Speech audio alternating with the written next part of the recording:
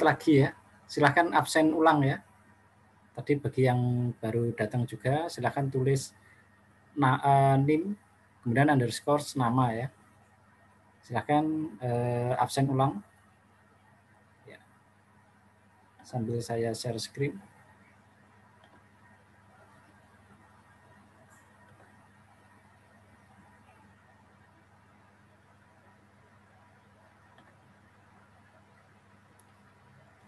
Ya, oke, sambil absen, sambil saya terangkan ya, karena waktunya mepet. Nah, oke, jadi pada pertemuan kali ini saya akan menjelaskan terkait praktikum, yaitu unit 9 tentang analisis node, nanti dan unit 10 tentang supernode. Ya. Nah, ini saya jelaskan dulu. Nanti kalau misalnya penjelasan saya suaranya putus-putus, kurang jelas, nanti silahkan itu ya, apa namanya, chat atau misalnya nanti langsung komen ya. Nah, jadi ini analisis node. Jadi dalam sebuah rangkaian listrik itu cara menganalisis banyak cara ya. Salah satunya yang digunakan adalah analisis node.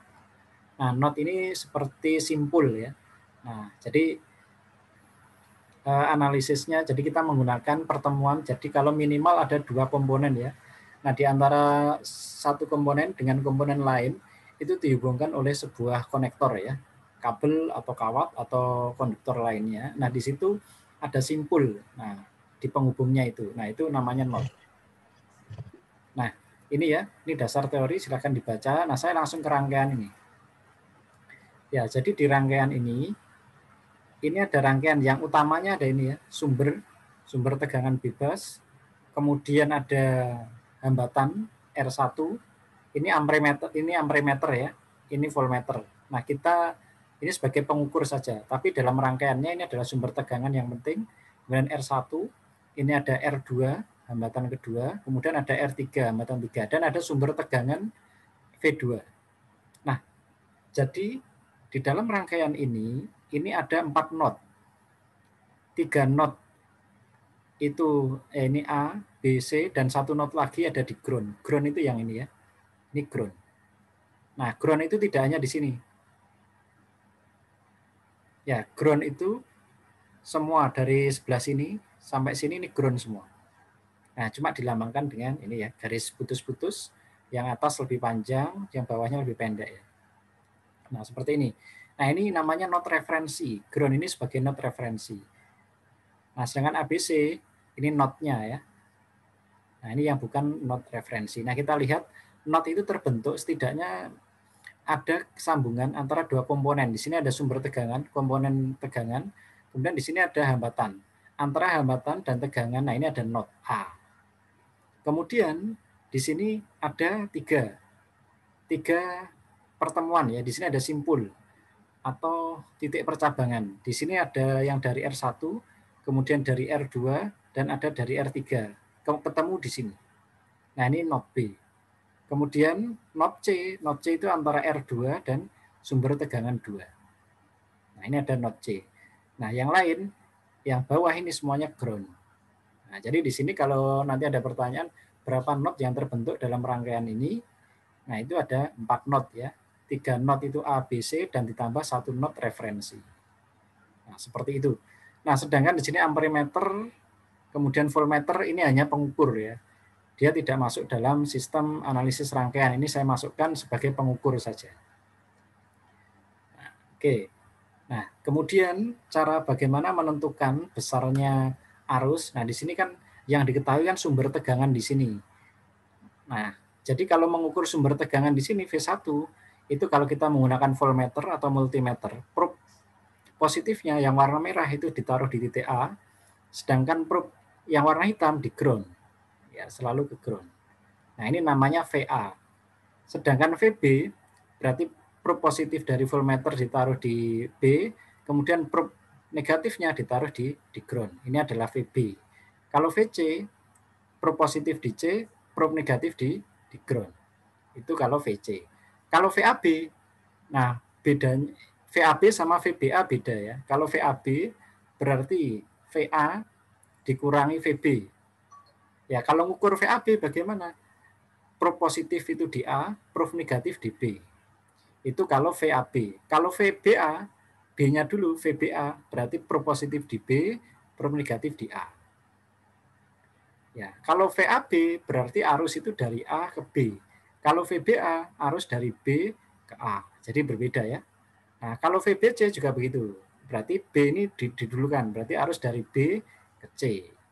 Kalau VCB dari C ke B. Nah, seperti itu ya. Nanti akan teman-teman harus familiar dengan pergerakan atau simbol-simbol yang ada di sini. Nah, kemudian saya lanjutkan. Nah, jadi di sini note kita memanfaatkan KCL ya, Kirchhoff Current Law, yaitu menggunakan hukum 1 Kirchhoff, di mana ketika ada arus masuk ke dalam sebuah percabangan, maka jumlahnya arus tersebut sama dengan arus yang keluar dari percabangan. Nah, itu sistem yang dipakai dalam analisis note. Nah, kita tahu, kita lihat di titik B ya. Titik B ini kan ada apa namanya yang ke R1, ada yang ke R2, ada yang ke R3. Nah, di sini ketemu di sini. Nah, kita lihat yang menuju simpul arus mana, yaitu arus I1. Yang menuju B, simpul B, titik pertemuan ini percabangan adalah I1. Sedangkan yang menjauh dari B itu adalah I2 dan I3. Berarti I1 sebagai I masukan, I2 dan I3 sebagai I keluaran. Nah, sehingga I1 sama dengan I2 ditambah dengan I3. Ya, jadi jumlah arus yang masuk sama dengan jumlah arus yang keluar. Nah, kalau dibahasakan lain, ini kan I2 yang bawah, ditambah I3 kan sama dengan I1. Kalau I1 di sebelah kanan positif, kita pindah ke sebelah kiri menjadi negatif. Sehingga min I1 plus I2 plus I3. Nah, kita tahu menggunakan hukum Ohm bahwa arus itu adalah tegangan dibagi dengan hambatan. Nah, kita tahu di I1 sini, I1 itu adalah ada tegangan yaitu AB, yaitu tegangan VAB. VAB itu berarti arusnya dari A ke B. Nah, itu VAB. Kemudian di sini ada hambatan yaitu R1, besarnya 1K. Nah, berarti I-nya berapa? I1 adalah VAB dibagi dengan R1. Nah, VAB sendiri itu sama dengan VA dikurangi VB. Nah, ini VAB itu VA dikurangi VB. Jadi VAB itu adalah VA dikurangi VB dibagi R1 yaitu 1K. Plus I2. Nah, I2 kita lihat. I2 itu dari B ke C ya. I2 itu dari B ke C. Nah, dari B ke C melewati R2. I sama dengan VBC dibagi dengan R2. Nah, kita lihat VBC adalah VB min VC. Karena VBC ya. Jadi B-nya dulu. VB min VC. Dibagi R2-nya yaitu 2K. Ditambah I3. Kita lihat jalurnya I3. Yaitu I3 dari B ke ground. Dari B ke ground. Nah, dari B ke ground itu melewati hambatan R3. Atau 3K. Nah, jadi berapa besarnya arus I3? I3 adalah VB dibagi dengan R3. Ini B langsung ke ground jadi VB ya. Nah, jadi VB dibagi R3 yaitu dibagi 3K. Sama dengan 0. Nah, kemudian kita menggunakan perhitungan aljabar ya untuk pecahan. VA nilainya berapa? Kalau kita taruh pro positif di sini, voltmeter ya, pro negatif di sini, maka VA adalah besarnya tegangan ini ya. Tegangan V1 yaitu 10. VC kalau kita taruh positif di sini, negatif di ground, maka ini adalah VC adalah besarnya tegangan V2 yaitu 5 volt. Nah, jadi di sini VA nilainya adalah 10, min VB kita nggak tahu VB itu berapa. Belum tahu. Plus VB min 5 adalah VC tadi ya. 5 adalah VC dibagi 2K plus VB per 3K sama dengan 0. Nah, semuanya ini dikali 6 supaya apa? Penyebutnya sama. Jadi kalau ada pecahan, di atas itu pembilang, di bawah itu penyebut. Nah, penyebutnya biar sama, ini dikali 6 misalnya. Ya. Ini kalau dikali 6 berarti 6 kali. Nah, ini karena nanti penyebutnya sama, kalau penyebutnya sama, maka kalau dikali 0 sama dengan 0, sehingga boleh dihilangkan. Ya. Nah, Nah, jadi yang bawah ini penyebutnya bisa dihilangkan. Sehingga, nah ini aljabar saja ya, nanti belajar sudah belajar saya kira di matematika dasar ya. Nah ini kali 6. 6 dibagi 1, 6. Berarti 6 kali 10. 6 ini ya, min 6 kali 10 min VB plus 3. 3 itu 6 dibagi 2 ya, mendapatkan 3. Kemudian VB min 5 plus 2 VB sama dengan 0. Nah, kemudian kita kalikan satu per satu, min 6 kali 10, min 60, min kali min positif ya, plus 6 VB, 3 kali VB, 3 VB, 3 kali min 5, min 15 plus 2 VB.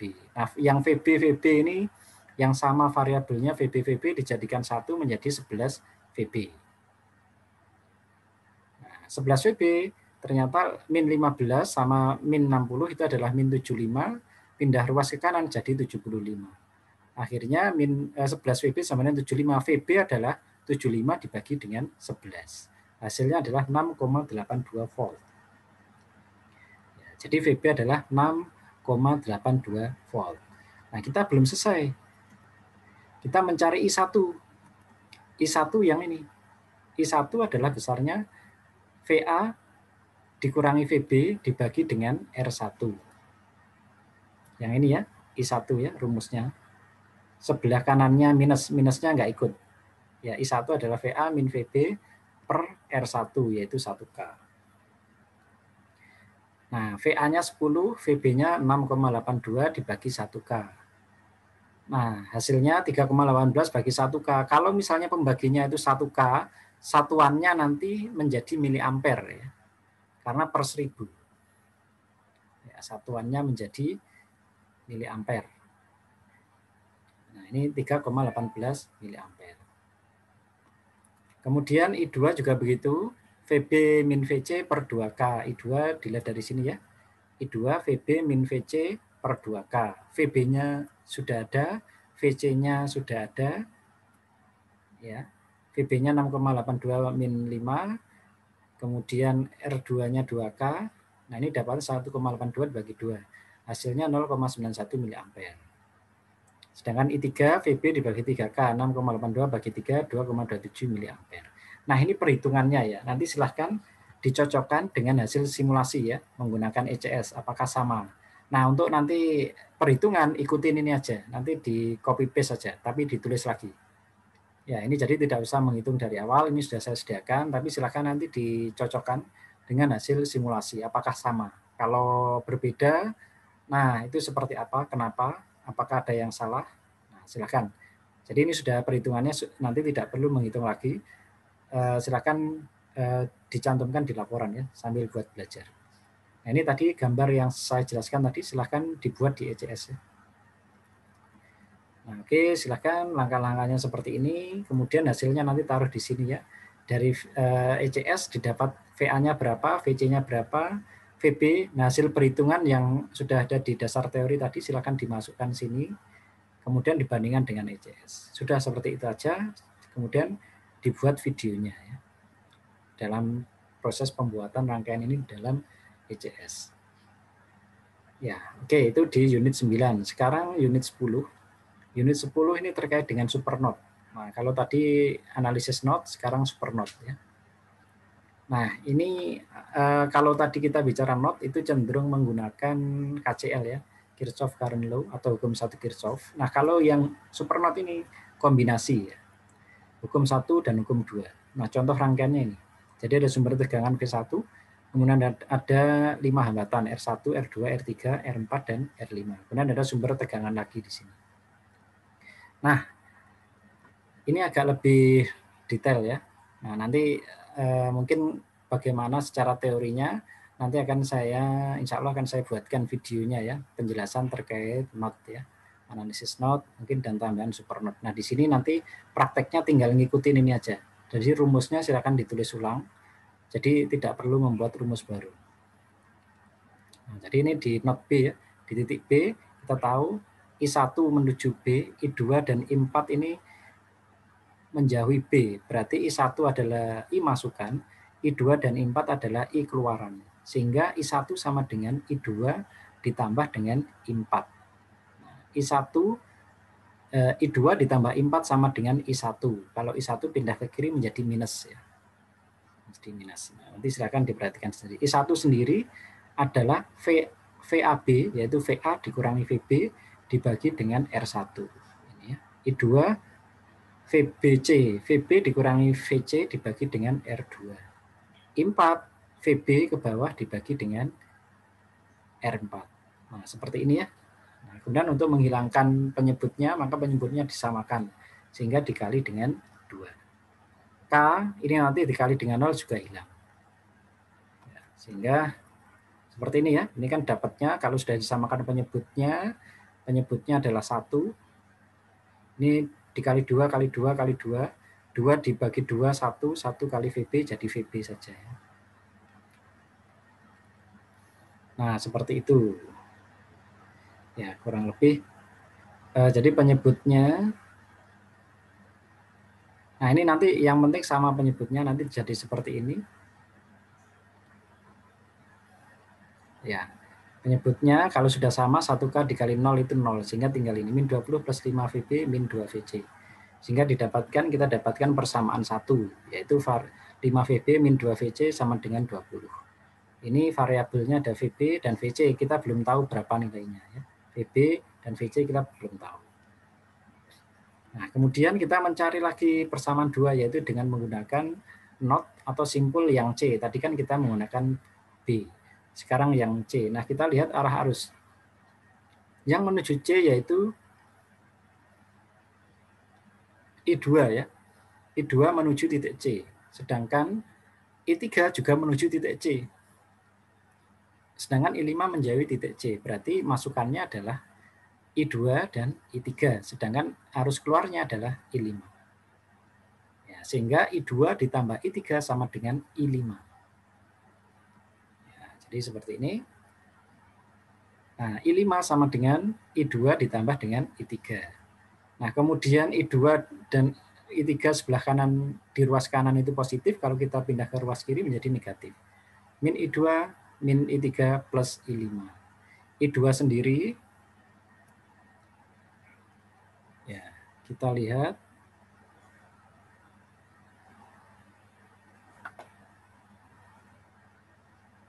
Ya, I2 sendiri, ini masih ada waktu 4 menit ya. Nah, I2 itu adalah VBC dibagi dengan R2, sedangkan I3 adalah VDC. Ingat ya, I3 ini bukan VCD, tapi VDC. Karena arahnya dari D ke C, berarti VDC. VDC dibagi dengan R3. I5 VC dibagi dengan R5. Ya, jadi seperti itu. Nah, oke. Saya lanjutkan. Nah, ini ya. I2 VBC adalah VB min VC, VDC VD min VC. Nah, ini nanti silakan diikuti. Ini kali 2 supaya penyebutnya sama, 1K. Ini karena ini dibagi 1, 2 kali VB min VC dan seterusnya. Ikutin ini.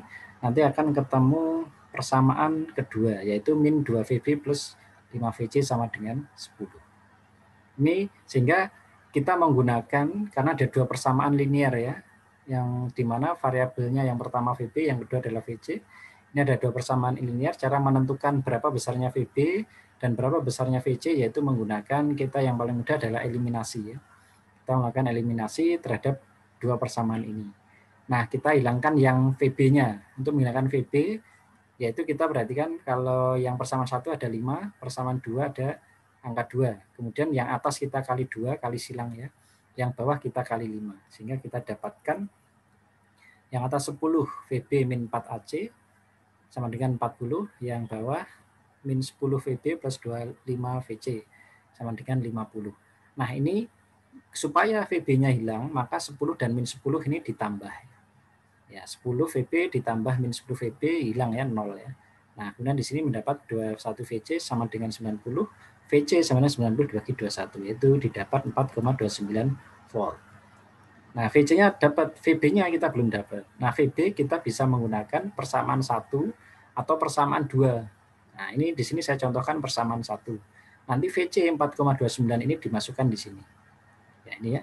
4,29 kali 2 ini. Nanti ketika dihitung akan mendapatkan hasil VB yaitu 5,72 volt. Seperti ini. Nah, kemudian menghitung arus I1. I1 kita lihat I1 di sini. Ini ya I1 VA min VB dibagi 1K. Nah, jadi I1 kalau menentukan I1 VAB yaitu VA min VB dibagi R1 atau 1K. Kita dapatkan 4,28 miliampere. Nah, semua dibagi K, kalau dibagi K satuannya ini menjadi miliampere. I2 juga begitu, I3 juga begitu. I4 dan I5 nanti silakan ikuti. Nah, nanti perhitungannya ikutin ini saja. Nanti tulis ulang saja di laporan, bandingkan dengan hasil yang di sini. Kalau hasil di sini nanti hasilnya tidak sama dengan perhitungan, berarti ada yang salah di rangkaiannya sini ya. Kemudian lihat tandanya, jangan ada yang negatif. Nanti kalau misalnya tanda ampermeter atau voltmeternya kebalik, itu hasilnya negatif. Ya, oke, saya kira itu untuk penjelasan praktikumnya. Silahkan, jika ada pertanyaan, ada waktu 1 menit.